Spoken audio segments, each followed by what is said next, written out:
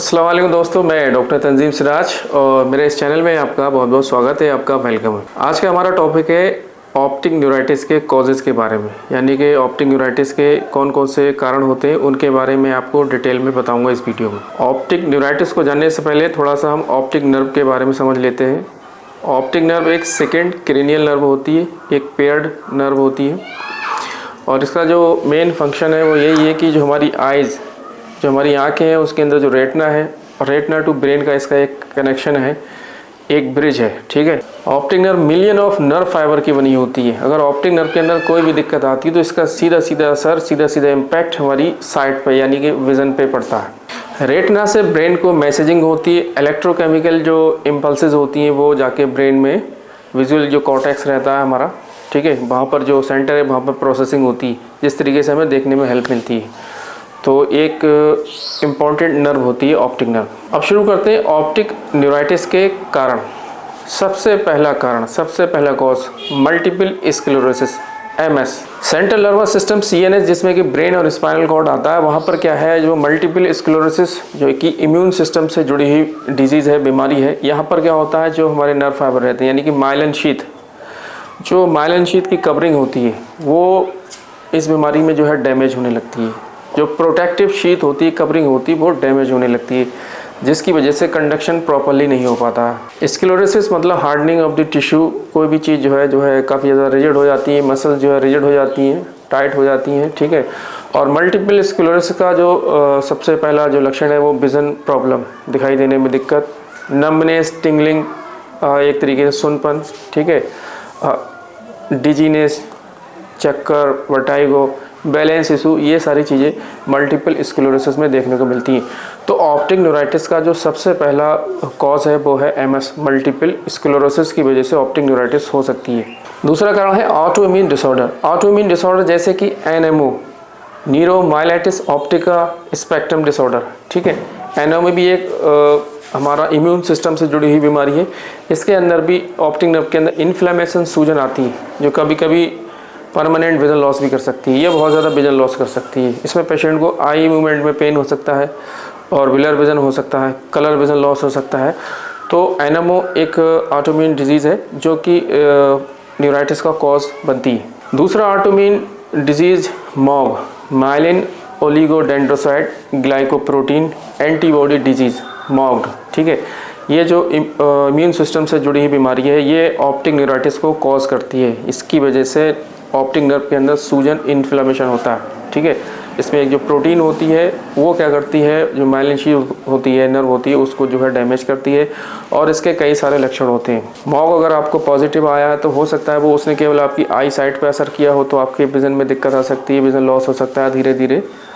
और अगर ये आपके स्पाइनल कॉर्ड या फिर हमारा बैकबोन पे असर डाला या फिर वॉकिंग, चलने पे दिक्कत कर सकता है। तो ये दोनों एनएमओ और मॉग आइज़ के अलावा कई सारे पार्ट पे हमारे असर डालते हैं, जैसे कि यूरिनरी ब्लैडर पर असर डाल सकते हैं, यूरिनरी इनकंटिनेंस की समस्या हो सकती है, चलने में दिक्कत हो सकती है, परेशानी हो सकती है, बैलेंसिंग इशू हो सकता है, ठीक है। तो ये एनएमओ और मॉग ये जो है ऑप्टिक न्यूराइटिस के काफ़ी ज़्यादा इंपॉर्टेंट कारण बनते हैं।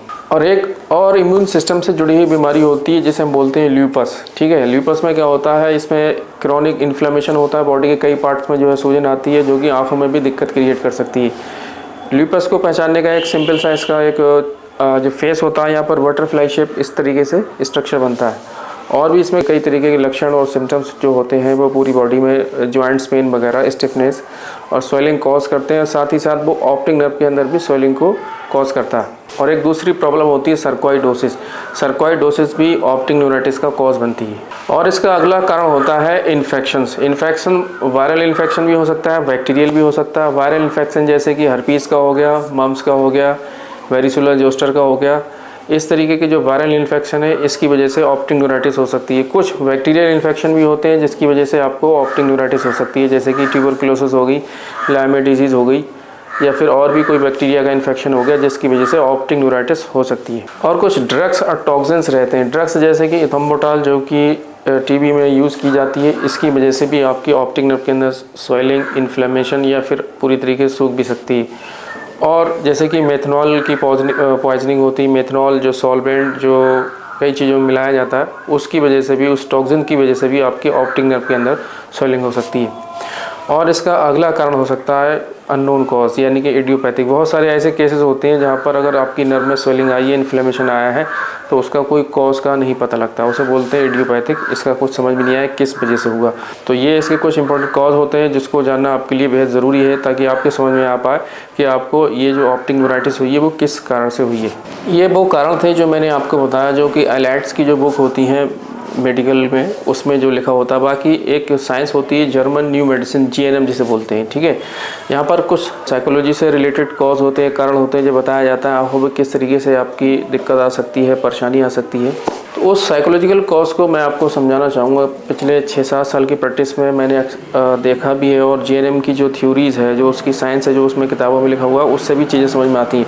इसका मतलब ये है, अगर किसी के, जैसे ये सारे जो कारण मैंने बताया, अगर इनसे कोई कारण आपका मैच नहीं करता है, ठीक है, और अगर किसी को राइट टाइम में, फॉर एग्जांपल कोई बिजनेसमैन है, उसको राइट टाइम में इन्फ्लेमेशन हुआ, ऑप्टिक न्यूराइटिस हुई, उसमें अचानक से दिक्कत आ गई, तो कहीं ना कहीं राइट साइड की जो पैथोलॉजी होती है, राइट साइड में जो दिक्कत आती है, वो बिजनेस से रिलेटेड परेशानी, pressure, financial loss, stress, money, पैसे से रिलेटेड जो चीज़ें होती है, घर बार, ये सारी चीज़ों से अगर कोई इशू लगातार स्ट्रेस बना हुआ है, तो आपकी राइट साइड की आइज़ में दिक्कत आ सकती है, ठीक है, ऑप्टिक न्यूराइटिस हो सकता है। ठीक इस तरीके से ये भी देखा गया है, अगर किसी के लेफ़्ट आइज़ में, यानी कि बाईं आँख में ऑप्टिक न्यूराइटिस हो रही है, और जो मेजर कॉज होते हैं वो समझ में नहीं आ रहा, वो उसमें नहीं है, तो यहाँ पर ये भी देखने को मिल सकता है कोई भी इमोशनल कॉज हो सकता है, हस्बैंड, बीवी, बच्चों से रिलेटेड, भाई बहन से रिलेटेड, किसी की तबीयत ख़राब होने से रिलेटेड, जिससे कि पेशेंट काफ़ी ज़्यादा इमोशनली डिस्टर्ब है, वो भी आपकी ऑप्टिक नर्व में जो है स्वेलिंग कॉज कर सकता है, उसमें भी जो है न्यूराइटिस हो सकती है। इसके अलावा जैसे कि राइट साइड या फिर लेफ़्ट साइड, यहाँ पर ये भी हो सकता है कि जो पर्दा होता है, रेटिना के अंदर कई सारे पेशेंट हमने ऐसे देखे कि उनकी स्वेलिंग आती है, मान लिया जो कि बिजनेस से रिलेटेड है या किसी फाइनेंशियल इशू से रिलेटेड है, तो उसके राइट साइड के पर्दे में लगातार स्वेलिंग आती है, ठीक है, आती है फिर चली जाती है, फिर कोई दिक्कत होती है, फिर आती है फिर चली जाती है। किसी के लेफ़्ट में आती है तो आती है 4-6 महीने में, फिर से आती है फिर चली जाती है। तो इस तरीके से रहता है। इमोशनल और साइकोलॉजिकल स्ट्रेस से रिलेटेड जो कारण होते हैं वो भी बहुत ज़्यादा इंपॉर्टेंट रोल प्ले करते हैं ऑप्टिक न्यूराइटिस को कॉज करने के लिए। ये भी आपके लिए जानना बहुत ज़रूरी है, क्योंकि अगर आप इसको समझ लेंगे तो आप इन चीज़ों से जो है दूर हो जाएंगे। इसको आप मेंटेन करोगे, स्ट्रेस मैनेजमेंट करोगे, तो आपकी जो सीवियरिटी है, जो बार बार रिकरेंसी होती है, न्यूराइटिस बार बार जो है 6 महीने बाद, 4 महीने बाद जो आती है, उससे आप बच सकते हो, ठीक है। तो ये आपके लिए बहुत ज़्यादा फ़ायदेमंद रहेगा। डॉक्टर तंजीम सिराज होम्योपैथिक केयर सेंटर से आपको क्या एडवाइस है, अगर आपको सडनली विज़न लॉस होता है या पेन होता है आइज़ के अंदर, तो सबसे पहले तो आप जो भी आपका नज़दीकी आई हॉस्पिटल है वहाँ जाइए तुरंत। उसके साथ साथ आप एक न्यूरोलॉजिस्ट की ओपिनियन भी लीजिए, ठीक है। वो भी उनका जो ट्रीटमेंट होता है, स्टेरॉइड का जो भी उनका टैपरिंग वाला स्टेप रहते हैं, वो देखना आपके लिए बहुत ज़रूरी है। और उसके बाद एक आप होम्योपैथिक भी ट्रीटमेंट ले सकते हैं, होम्योपैथी की ओपिनियन भी आप ले सकते हैं, ठीक है। उससे ताकि आपको जो बार बार की रिकरेंसी वो रुक जाए और ग्रेजुअली आपकी ऑप्टिक नर्व की स्वेलिंग जो है फिनिश हो जाए और विज़न आपका रिस्टोर हो जाए।